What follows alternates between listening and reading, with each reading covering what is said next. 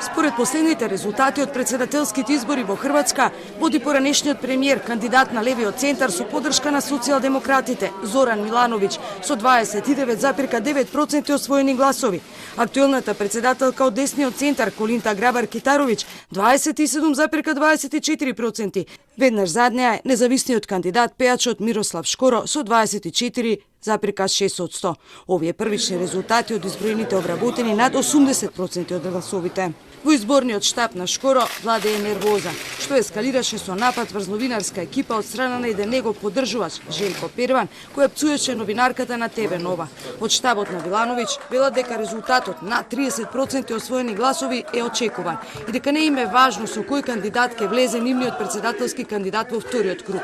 Социјалдемократите велат дека од нивните сценарија ова е второто. Првото било да се победи во првиот круг, а второто во вториот круг да се влезе од освоено прво место.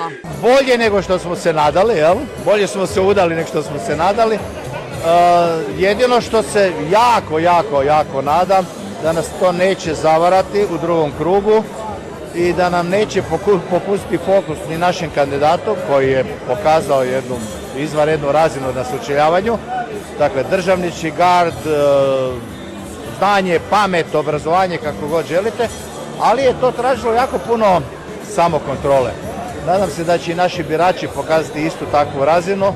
Аналитичарите се на ставот дека сепак ова е голем успех за ХДЗ, бидејќи Грабар-Китаровиќ била катастрофа за време на кампањата, а рейтингот на Милановиќ полека се зголемувал. Според досега преброените резултати во вториот круг председателски избори влегуваат Милановиќ и Китаровиќ, додека Шкоро се повеќе заотстанува зад кандидатката на ХДЗ.